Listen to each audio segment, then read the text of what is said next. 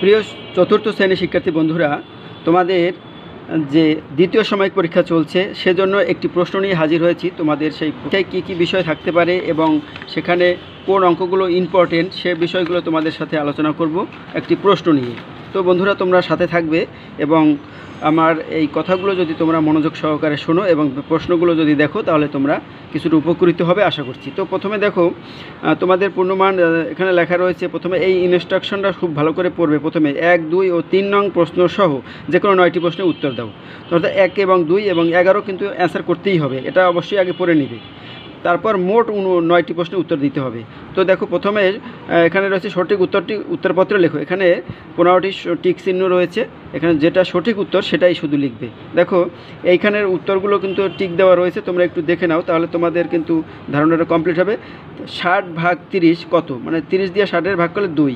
সংখ্যা প্রতীক কয়টি? 4টি। কোনটি সঠিক? এখানে যে 4টি দেওয়া রয়েছে সম্পর্ক প্রতীকের মধ্যে কোনটি সঠিক? 4 গুণ 6 424, এর চেয়ে গ্রেটার দেন 26, তার মানে এইটা সঠিক। কোনটি সঠিক? কোন বাক্যটি ভুল নয়? অর্থাৎ এই বাক্যটি ভুল নয়, এটা সঠিক। তারপর 36 ভাগ 12 কত? 3। সমান নয় বোঝাতে কোনটা? এই যে সমান, তারপর একটা এরকম টান হবে, এটা হচ্ছে সমান নয়। এই চিহ্নটির নাম কি? বৃহত্তর নয়। বৃহত্তর এরকম, এটা টান দিয়ে রাখলে এটা বৃহত্তর নয়। তারপর দেখো, 4-এর একটি গুণিতক কোনটি? 4-এর একটি গুণিতক হচ্ছে 8। 6-এর গুণনীয়কগুলো হলো কি কি? 1, 2, 3 ও 6। গরিষ্ঠ সাধারণ গুণনীয়কের সংক্ষিপ্ত কি? গসাগু। 2 যোগ 7 গুণ ড্যাশ ইকুয়াল 23। তার মানে এখানে কোন সংখ্যা হলে এটা 23টা হয়? তার এখানে দেখো 3 হলে 3 সাথে 21 যোগ 2 23 হয়। 2, 3 ও 4-এর লসাগু কত? এটা লসাগু হবে 12। কারণ হলো 2 এবং 4-এর মধ্যে একবার যায়, তাই 4 আর 3 গুণ হবে, 3 4ই 12। এভাবে কিন্তু 10 থাকবে তোমাদের। তারপরে দেখো,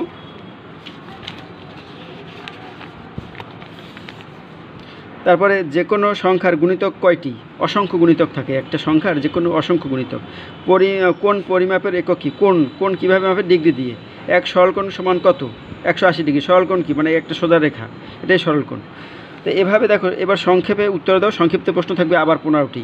তো এই প্রশ্নগুলোর আর উত্তর আমি বলছি না, এগুলো তোমরা বই থেকে বের করে নেবে। প্রক্রিয়া প্রতীক কয়টি ও কী কী? প্রক্রিয়া প্রতীক, আমরা প্রক্রিয়া প্রতীক 4টি, যোগ বিয়োগ গুণ ভাগ।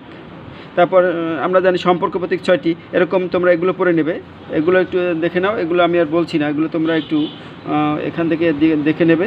যে 11-এর 3টি গুণিতক লেখো। 1 সমকোণ কত ডিগ্রি? 90 ডিগ্রি। 60 ডিগ্রি কোণের সম্পূরক কোণ কত ডিগ্রি? 90-এর ছোটো কোণকে কী কোণ বলে? সূক্ষ্মকোণ। তারপর 60-এর সম্পূরক কোণ কত? 60 ডিগ্রি। এরকম। তাই লসাগুর সম্পূর্ণরূপ কী? লঘিষ্ঠ সাধারণ গুণনীয়ক। তো এইভাবে তোমরা এগুলো দেখে নেবে। এবার আমি চলে যাচ্ছি একটু অঙ্কতে চলে যাচ্ছি, সৃজনশীল অঙ্কগুলো দেখো। এগুলো আমি আর করাবো না, এগুলো তোমরা অঙ্কগুলো একটু ভালো করে দেখে নাও। এই অঙ্কগুলো যদি করো তাহলে কিন্তু তোমাদের আশা করি প্রিপারেশন ভালো হবে দ্বিতীয় সাময়িক পরীক্ষার জন্য স্পেশালি। তবে বার্ষিক পরীক্ষায়ও কিন্তু এই অঙ্কগুলো থেকে পরীক্ষায় আসতে পারে। সুতরাং সেজন্য কিন্তু তোমরা এই অঙ্কগুলো সুন্দরভাবে এগুলো যদি প্র্যাকটিস করো তাহলে কিন্তু তোমাদের অনেক উপকারে আসবে। এবার শেষের দিকে যাচ্ছি আমি। দেখো একটু, এখানে দেখো 4, 5 ও 10 3টি সংখ্যা, এখানে একটা সৃজনশীল রয়েছে। তারপরে 9 নম্বরে 3টি সংখ্যা, এই 3টে একটা সৃজনশীল রয়েছে। আর 10 নম্বরে একটি সৃজনশীল রয়েছে। আমি অঙ্কগুলো আর বলছি না, তোমরা একটু দেখে নাও, তাহলেই তোমরা এটা করতে পারবে।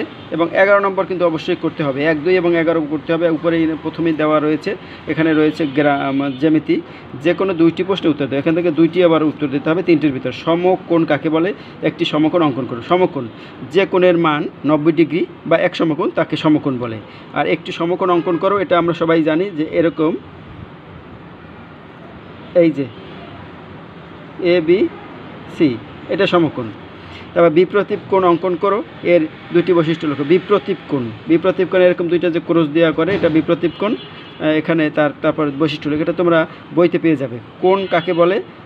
একটি সরল কোণ অঙ্কন করো। সরল কোণ আমরা আগেই জেনেছিলাম যে একটা সরলরেখাকে সরল কোণ বলা হয়। কোণ কাকে বলে? তো এই যে 3টার মধ্যে যে কোনো 2টি প্রশ্নের উত্তর দিবে এবং এই বৈশিষ্ট্য লিখবে। তো আশা করছি বন্ধুরা তোমরা এই প্রশ্ন সম্পর্কে মোটামুটি একটা ধারণা পেয়েছো।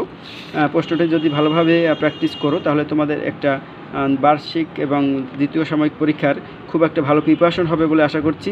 এবং এর সাথে সাথে আরও বেশ কিছু সমাধান তোমরা করবে, তাহলে তোমাদের যতই করবে ততই কিন্তু তোমাদের জ্ঞান বাড়বে এবং অঙ্কের উপর তোমাদের আয়ত্তটা বেড়ে যাবে। তো এই আরেকবার দেখিয়ে দিলাম।